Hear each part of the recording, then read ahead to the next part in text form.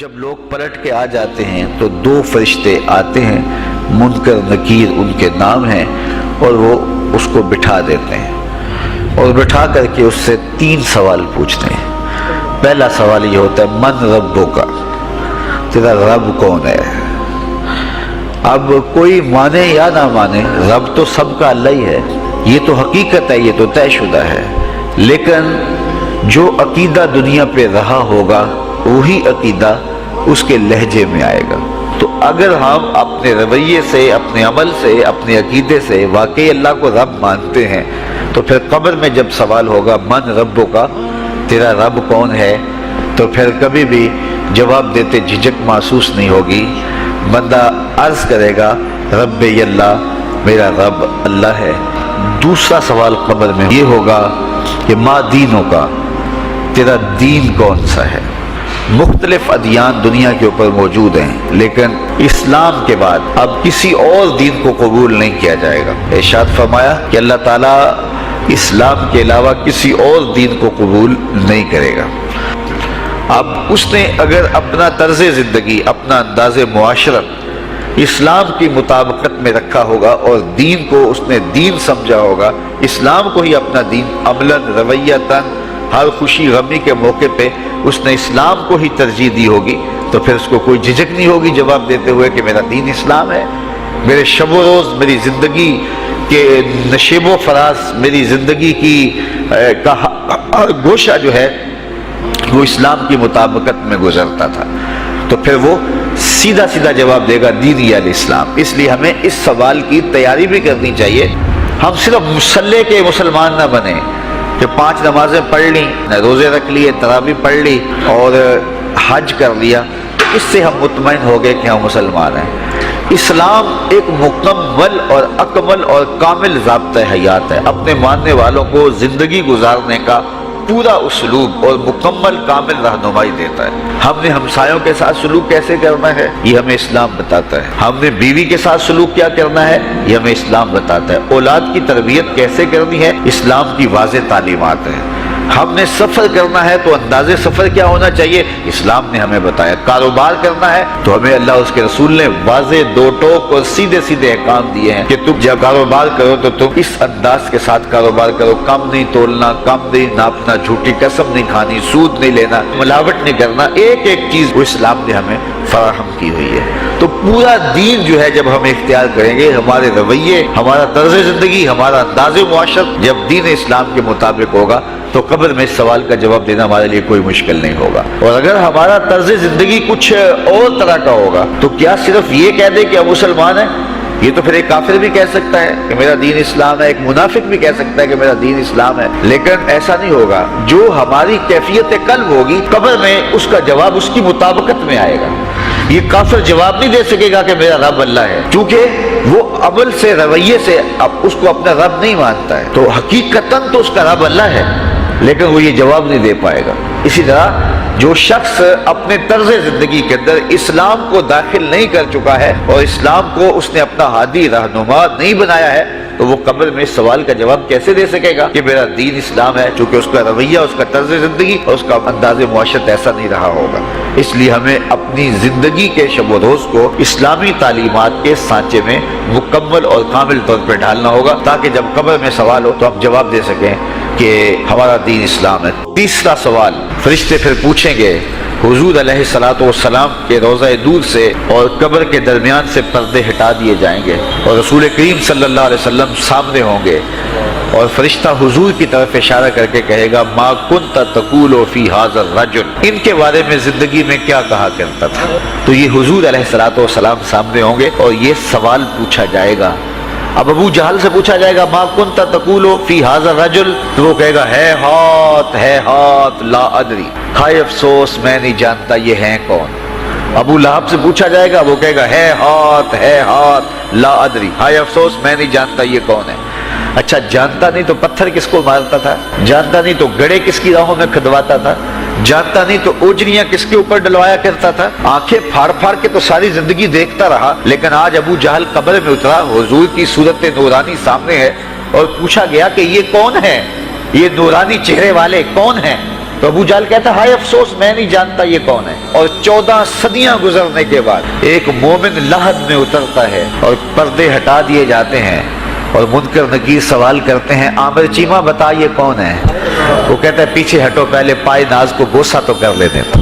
میں تو مر کے پہنچا ہوں یہاں اس دل ربا کے واسطے. یہ تو میرے وقت جاگے کہ وہ میری قبر میں آئے. شیخ عبدالحق محدث دہلوی علیہ رحمہ لکھتے ہیں کہ جب سے یہ سنا ہے کہ قبر میں حضور آئیں گے پتہ نہیں موت کہاں مر گئی ہے, جی چاہتا ہے زندہ ہی قبر میں چلے جائیں. تو وہ کہے گا پہلے مجھے پائے ناز کو بوسہ تو کر لینے دو. میں تو زندگی کے بھر میں انتظار ان کا کرتا رہا اور ان کے بارے میں پوچھ رہے ہو یہ کون ہے. تو وہ فوراً جواب دیتا ہے یہ تو وہی میرے آقا و مولا ہیں جن کے لیے ساری زندگی تڑپتا رہا اور ان کی زیارت کی آرزوئیں اور تمنائیں کرتا رہا. اچھا ابو جہل ساری زندگی دیکھتا رہا تو وہ تو جواب نہیں دے پائے گا. وہ کہتا ہائے افسوس میں نہیں پہچانتا یہ کون ہے. ہاتھ لا ادری مجھے نہیں پتا. اور 14 صدیاں گزرنے کے بعد ایک مومن لحد میں اترتا ہے تو وہ فوراً کہتا ہے یہ تو وہی ہیں جن کے لیے زندگی گزار آیا ہوں. تو جس نے دیکھا تھا وہ پہچان نہیں سکتا اور صدیوں بعد جو دنیا کے اوپر آیا وہ فوراً پہچان بھی رہا ہے اور پائے ناز کو بوسے بھی کر رہا ہے. تو پھر اس کا کیا جواب ہوگا؟ تو اس کا جواب علامہ اقبال علیہ رحمہ نے دیا. وہ کہتے ہیں قبر میں یہ جو آنکھیں ہیں ان میں تو مٹی پڑی ہوگی, یہ تو بند ہوگی, دل کی آنکھیں کھلی ہوں گی. ابو جہل نے ان آنکھوں سے دیکھا تھا, یہ آنکھیں تو اب کھلی نہیں ہیں, تو ان سے وہ کیسے پہچانے گا؟ اور دل کی آنکھوں نے حضور کو دیکھا ہی نہیں تھا. اور یہ صدیوں گزرنے کے بعد جو مومن لحد میں اترتا ہے اس کی گو ان آنکھوں نے نہیں دیکھا تھا لیکن مومن کے دل میں حضور ہی بستے ہیں, اس لیے اس کی آنکھوں نے, دل کی آنکھوں نے حضور کو دیکھا اور پہچان لیا. اس لیے کہ دل کی آنکھوں نے حضور پہلے بھی دیکھے ہوئے تھے اور دل آرزو میں مچلتا رہا, اس لیے دل کو پہچاننے میں دیر نہیں لگی. تو وہاں یہ آنکھ نہیں پہچانے گی, یہ آنکھ پہچانے گی. تو حضور علیہ الصلوۃ والسلام کے حوالے سے جب سوال ہوگا, اگر اس سوال کا جواب نہیں آیا تو پھر جہنم کی کھڑکی کھول دی جائے گی, اور اگر اس سوال کا جواب آیا تو پھر جنت کے دروازے کشادہ کر دیے جائیں گے اور جنت کی ٹھنڈی ہوائیں اس کی قبر میں آ جائیں گی. بلکہ حدیث میں آتا ہے اسے کہا جائے گا کہ نم کنومت العروس, ایسے سو جا جس طرح دلہن سوتی ہے. اور وہاں سے لے کر کے حشر تک کا سفر جو ہے اس کے لیے بہت لمبا سفر نہیں ہوگا. وہ ایسے ہوگا کہ جو ہے وہ ایک خوبرو کے گلے سے ہار گرے گا اور وہ موتی ٹوٹ کے گر جائیں گے اور وہ اس کو چننے میں مصروف ہو جائے گا. ابھی سارے موتی چن نہیں پائے گا کہ قیامت آ جائے گی. یہ مومن کے لیے اللہ نے آسانی رکھی. 50,000 سال کا دن ہوگا یوم محشر, لیکن جو مومن ہوگا اس کے لیے حشر کا اتنا بڑا دن ایسے ہوگا جتنا عصر کا وقت ہوتا ہے. تو اتنے فتح مکہ کا دن ہے. آپ جانتے ہیں کہ حضور کے پیچھے ایک بچہ بیٹھا تھا, حضور کا ردیف, جو خوشی سے اچھلتا تھا. بڑی خوشی کا دن تھا لیکن میرے حضور کا سر عجز سے جھکا ہوا تھا, حتیٰ کہ امامے کا کور اونٹنی کی کوہان کے ساتھ لگتا تھا. لیکن وہ بچہ تھا, نو عمر تھا, وہ اچھلتا تھا خوشی سے. تو حضور سے روکتے تھے, پھر وہ اچھلتا تھا, پھر روکتے تھے. وہ بچہ کون تھا؟ تاریخ میں ڈھونڈے, نواسا نہیں ہے, کسی انصاری سردار کا بیٹا نہیں ہے, کسی قریشی سردار کا بیٹا نہیں ہے, حضور کے خاندان کا کوئی فرد نہیں ہے. ہم نے تاریخ ڈھونڈی تو وہ حضور کے آزاد کردہ غلام اور منہ بولے بیٹے زید بن حارثہ کا بیٹا اسامہ بن زید ہے. فتح مکہ کے دن اپنے ساتھ جس کو بٹھایا وہ غلام زادہ تھا. دنیا کو بتایا محمد عربی غلاموں کو عزت دینے آیا ہے. ایک غلام کو یہاں اپنے ساتھ سواری پہ بٹھایا, دوسرے کو کعبے کی چھت پہ چڑھا دیا. بلال حبشی کو کہا یہاں کھڑے ہو کے اذان پڑھو. اللہ اکبر. کہاں بلال مکے کی گلیوں میں ظلم اور جبر, جور اور زیادتی کا شکار ہوتے تھے. چکی پسوائی جاتی تھی اور جسم میں میخیں ٹھونکی جاتی تھیں اور ذلت اور رسوائی کے گڑھے میں ان کو دھکیل دیا تھا کفار نے. آج وہی غلام, وہی بلال کعبے کی چھت پہ کھڑا ہو کے اذان دے رہا ہے. اللہ اکبر. میں یہاں کھڑے ہو کے اذان دوں تو رخ کروں گا قبلے کی جانب, اور جب کعبے کی چھت پہ کھڑا ہوں تو پھر جدھر رخ کروں ادھر ہی تو قبلہ ہوگا. اب بلال اذان دے رہے ہیں, رخ کدھر کیا؟ حضور طواف کر رہے تھے, بلال اذان دے رہے تھے, جدھر جدھر حضور پھرتے وہ بھی رخ پھیرتے چلے جاتے. اقبال بولے اذان ازل سے تیرے عشق کا ترانہ بنی, اذان ازل سے تیرے عشق کا ترانہ بنی, نماز تو اس کی دید کا ایک بہانہ بنی، ادائے دید سراپا نیاز تھی تیری، کسی کو دیکھتے رہنا نماز تھی تیری۔ کیسا رنگ تھا، کیسا جمال تھا، تو وہ طبقے جن کو کوئی پوچھتا نہیں تھا ان کو عزتوں کی مسند پہ بٹھایا۔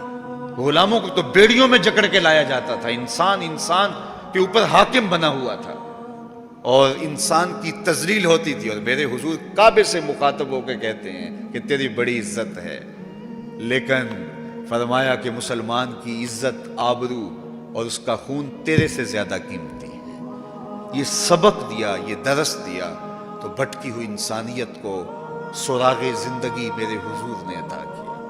تو اس لیے آج میں اور آپ اس کا شکرانہ ادا کرتے ہیں اور اللہ کے حضور لاکھ لاکھ شکر ادا کرتے ہیں کہ ہمیں اس نبی کا غلام ہونے کا شرف اور اعزاز نصیب ہوگا۔ تو پھر ان کی تذکروں اور ان کی محبتوں کی خوشبو بکھیریں گے، ان کے ذکر کی مہک سے مشام ہستی کو کیوں معطر نہیں کریں گے، ان کا تذکرہ نور بھی کریں گے اور ان کے بتائے ہوئے طریقہ کو اختیار کر کے اپنی زندگی کو بھی نور نور کریں گے۔ آج ایک طرف ہم اپنے گھروں پہ چراغاں کرتے ہیں، تو میں کہتا ہوں کہیں یہ چراغاں بنیروں تک محدود نہ رہ جائے، کوئی دیا لے کے دل نگر میں بھی آؤ، کہیں دل کی گلیوں میں اندھیرا نہ رہ جائے۔ تم گلیوں میں تو جھنڈیاں لگا دی، کہیں دل کی گلیاں ویران نہ رہ جائیں۔ آؤ کوئی جھاڑو لے کے دل کی صفائی بھی کرو، تمہارا اندر بھی ستھرا ہو، تمہارا باہر بھی ستھرا ہو، پھر میرے مصطفیٰ پہ درود پڑھو۔ یاری لا تو پاک نبی سنگ اے پر پوری یاری، پھر درود قبول ہے تیرا لکھ نالوں ایک واری۔